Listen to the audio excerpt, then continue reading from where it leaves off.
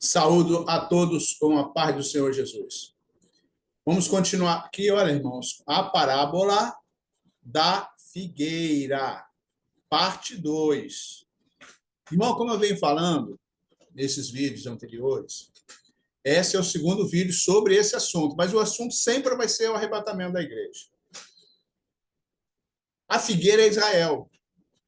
Presta atenção no que aconteceu com Israel desde a época de Cristo. Quando Cristo profetizou sobre essa figueira aí, a Israel, ele tinha mais ou menos 31 anos de idade. Mais ou menos é por aí, 30 a 31 anos de idade. O ministério dele foi 3 anos e meio. Crucificaram ele e ele ressuscitou com 33 anos e meio. É o que tem os estudos sobre a palavra. A figueira é Israel. Ele claramente falou sobre isso. A figueira é Israel. Preste atenção. Se você entender que a figueira é Israel, tudo é mais fácil. No capítulo 24, ele fala sobre a figueira. É uma parábola. Então, entenda uma coisa, a figueira com Israel, Israel com a figueira. Quando ele estava lá, nesses 31 anos de idade, que ele foi até a figueira para pegar um fruto, a figueira não tinha nada. Mas também quando ele veio, por isso que estou falando que é uma parábola da figueira, quando ele veio à terra, quando ele tinha 31 anos, Israel também, que era a figueira, que é Israel, não estava praticando aquele ato que ele tinha que praticar, que é a sua função, que era o seu objetivo, para o que Deus o criou para fazer.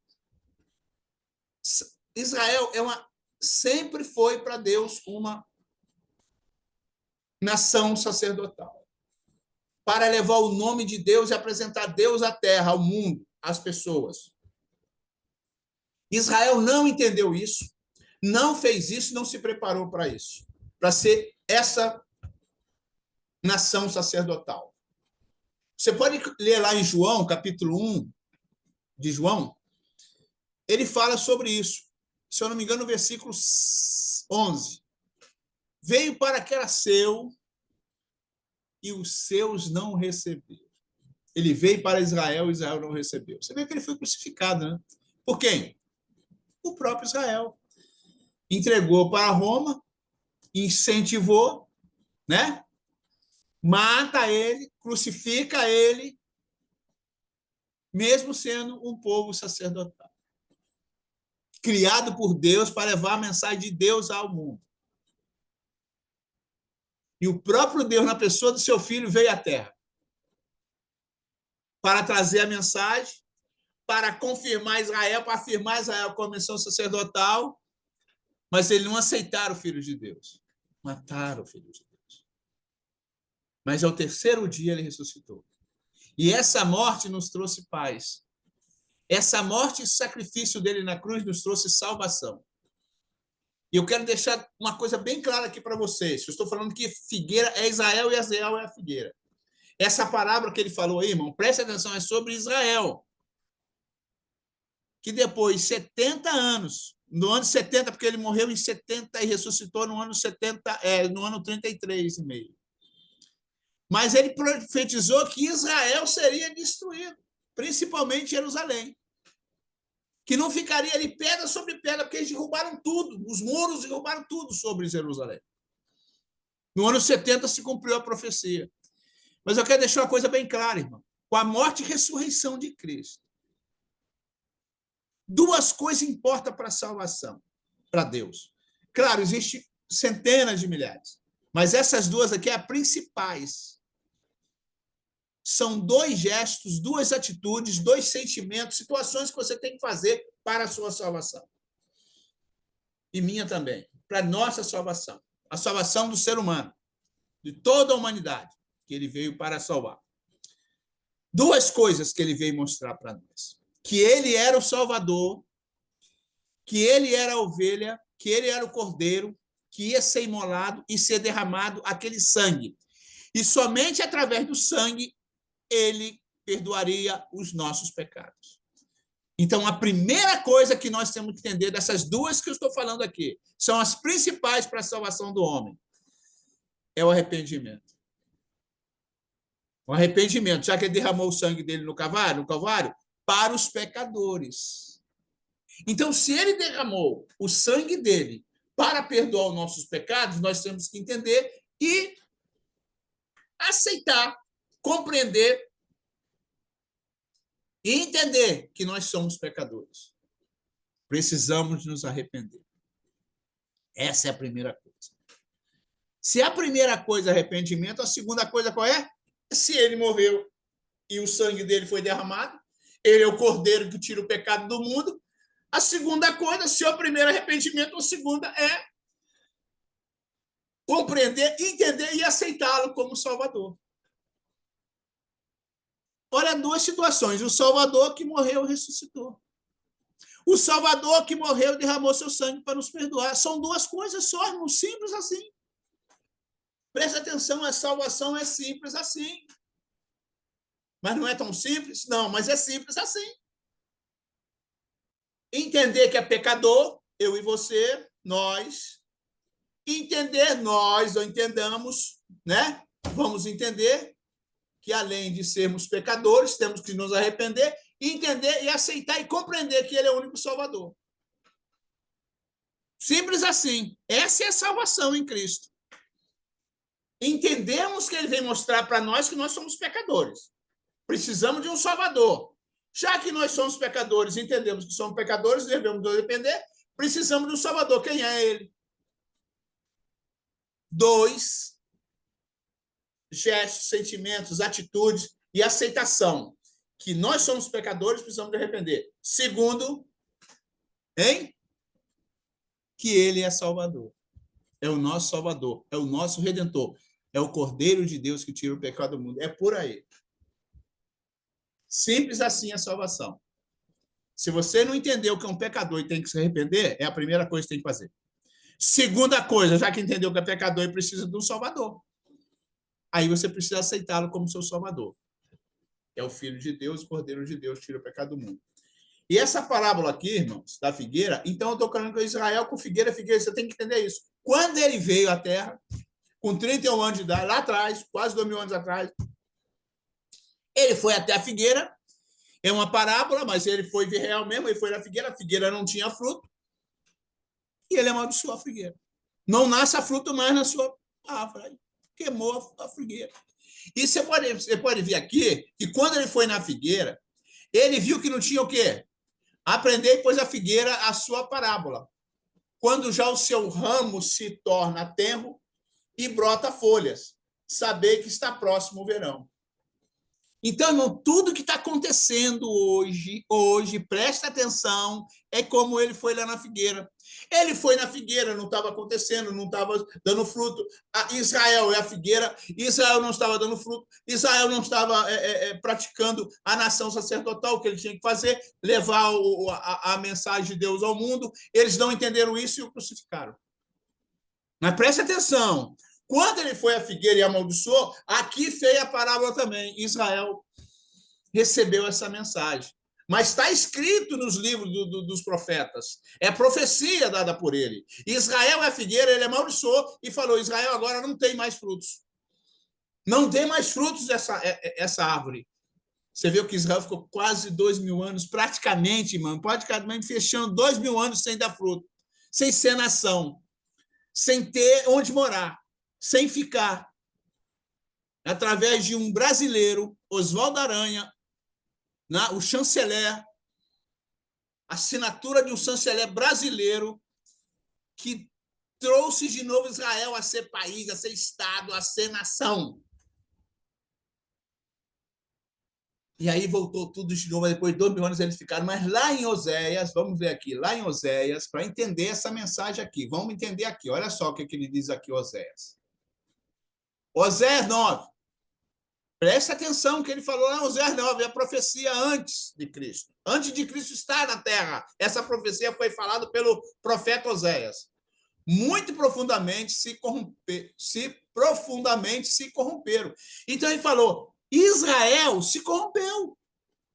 Antes de Cristo vir à terra. Esse é o profeta Oséias falando. Preste o livro de Oséias e leia o livro de Oséias. E eles se corromperam muito profundamente. Não foi à toa que ele amaldiçoou aquela figueira. Ela veio para dar frutos e não estava dando frutos. Deus o criou para dar fruto e eles não deram frutos. Eles pararam de dar frutos, que no início eles davam frutos. Mas preste atenção. Como nos dias de Gibeá, ele se lembrará das iniquidades deles. Irmão, não adianta. Todo pecado tem a sua consequência. Todo mal vai ser castigado. Todo pecado vai ser castigado. Não tem outra solução. É outra mensagem. A condenação é essa. Está lá em João, capítulo 3, você pode ver lá. Toda a condenação. Em Romanos 3, 23, está escrito que todos os pecados destituídos estão da glória de Deus. Está aqui, ó. E Deus vai se lembrar. E a condenação é essa, que as pessoas amaram mais as trevas do que a luz. E hoje é a mesma coisa. As pessoas preferem fazer o mal, prejudicar outras pessoas, muitas das vezes por interesse próprio, para encher muitas vezes o seu bolso, por seus interesses, e praticar a corrupção, como nós estamos vendo hoje no mundo. E ele se lembrará das iniquidades dele. Não adianta, o Senhor vai se lembrar da iniquidade. Se a pessoa não se arrepender, aí que eu digo para você duas coisas. Primeiro, se arrepender. A segunda, é aceitar Jesus como Salvador. Acabou. Se você se arrepende do pecado, você fala, eu sou um pecador, preciso de um Salvador. O Salvador é Jesus, o Senhor Jesus. E ele continua, punirá todos os seus pecados. Não adianta, irmão. Todos os pecados vão ser castigados. Por isso que no juízo final vai abrir os livros que estão tudo escrito ali, que praticamos na Terra. Todo ser humano tem um livro dele lá anotado. Tudo que ele fez, pensou, agiu, praticou, de bom e de ruim, está escrito. Mas um dia vai punir os seus pecados. Vamos lá no 10. Achei a Israel, a figueira, como uvas do deserto. Vi os vossos pais como a fruta temporã da figueira. Aqui, irmão, a figueira. Israel, a figueira. Olha só, vi Israel, a figueira. No seu princípio, ele viu a figueira nascer, crescer. Foi ele que criou. Mas eles foram para Baal-Peor. O que é Baal-Peor? Baal-Peor é o Satanás em vida. É o Satanás em espírito. Baal-Peor é o demônio. Baal-Peor é o principado de Satã. Eles procuraram Satanás em vez de buscar Deus. Eles buscaram o antigo Lúcifer, que era anjo de luz, que se transformou em anjo de trevas. E Israel, irmão, eles eram a luz no início, mas no final ali, quando Jesus estava ali, eles estavam em trevas. Por isso que ele diz que aquele povo viu uma poderosa luz. Por que eles vão ser castigados? Porque eles foram para Satanás. Baal-Peor era ali um principado de Satanás. E se consagraram a essa coisa vergonhosa. Aqui está na palavra coisa vergonhosa. Irmão, você largar Deus para servir um Deus com D minúsculo que não existe. Não existe, irmão, diante de Deus. Isso aqui é demônio, é principado e potestade. Diante de Deus aí não existe. Mas são anjos caídos. Mas não tem força nenhuma diante de Deus. Diante de Deus ele não tem força para nada. Deus permite que eles vivem ainda nas trevas. E essa coisa vergonhosa. E se tornaram abomináveis. Um povo, irmãos, irmãs, um povo que foi criado por Deus através de Moisés e foi levando um povo que se corrompia, um povo que passou Mar Vermelho, comeu uma nave do céu, viu o fogo à noite para aquecer, porque o deserto era 0 graus. E vinha aquela tocha de fogo no alto para aquecer. E durante o dia tinha sombra com as nuvens. tinha as cordonizes, a água saindo da rocha, vivendo no deserto que não tem nada. E Deus os manteve ali vivos. Por causa da desobediência, andaram 40 anos no deserto. Mas mesmo assim, irmão, meu Deus, o coração do povo é coração duro até hoje. Até hoje, assim. As pessoas têm tudo de bom, mas só vê o lado mal, só vê o lado negativo. Só vê a destruição. Eu sempre faço assim uma frase que eu uso muito lá no meu trabalho. Eu chego para as pessoas e falo assim, não, com todo respeito, né? Que eu gosto do que eu faço e onde eu trabalho, as pessoas, eu amo o que eu faço. Pergunto para eles assim. Não, primeiro eu digo aquela, vamos dizer assim, eu falo uma frase para eles assim. Sabe o que aconteceu comigo hoje de manhã? Eles falam assim, o que aconteceu? Olha, acordei hoje de manhã, estava respirando e abri os olhos. Ah, eles começam a rir. Irmão, isso vem dentro de mim. Acordei hoje, estava respirando e abri os olhos. Você está vivo, irmão. Você está vivo. Deus te deu vida. E vida com abundância. Você precisa dar glória sobre isso. Mas o povo de Israel aí, que era o povo sacerdotal, foram para Baal-Peor, que é um principado de Satanás. E se tornaram abomináveis, como aquilo que amaram. Amaram, irmãos. Amaram a Baal-Peor. Amaram a Baal. Amaram a Azerá, principado de Satanás. Aí, queridos, é o que ele fala aqui, ó. Ele fala aqui, Mateus 21. Ora, de manhã, ao voltar à cidade, teve fome. Aquele lance que ele foi na figueira comer. E avistando uma figueira, à beira do caminho, dela se aproximou e não achou nela senão folhas. Porque quando você vai num pé de fruta, você vai querer lá pegar uma fruta. Somente, senão folhas. Somente. E disse-lhe, nunca mais dá essa fruta nessa figueira. Então, quando ele chegou a Israel, ele pensou, quando ele estava com 30 anos, ele pensou que Israel estava dando fruto. Mas não estava dando fruto, não tinha folha. Tinha folha, mas não estava dando fruto. Não praticava o que ele tinha feito, para criar daquela nação para ser missão sacerdotal. Aí ele falou, então não nasce fruto. Você vê que depois que ele partiu, que ele morreu, ressuscitou e nos salvou, através do sangue derramado da cruz, ele tinha 33 anos e meio, ele subiu aos céus, aí já passou o ano 40, 50, 60, quando foi no ano 70, Israel foi destruído. Jerusalém caiu por terra. E até agora, em 1948, quase 2.000 anos atrás, quase 2.000 anos atrás, em 1948, Israel voltou de novo a ser nação, através de uma canetada de Oswaldo Aranha, o brasileiro, nosso chanceler. 1948. Aí, irmão, que entra a parábola. Olha só, a parábola, tudo isso está aqui, é tudo aqui, ó. A parábola, parte 2, está aqui, ó. Aprendei, pois, da figueira, está aqui a figueira. Pois já a parábola, que já o seu ramo se torna tenro e folhas, sabei que é próximo o verão. Então, está aqui, quando o seu ramo se torna tenro e brota folhas, sabei que está próximo o verão. Analisa bem, irmão. Israel, naquela época, não estava dando fruto nenhum. Foi amaldiçoado, acabou, destruído, zero, tem mais nada, nem lugar para morar. De 1948 para cá, Israel está se tornando uma das maiores nações bélicas do mundo. Tecnologia, a maior do mundo, em alta tecnologia. Criadoras de vacina, de salinização da água para se tornar-se água potável para beber, aquela água salgada, de salinizar ela.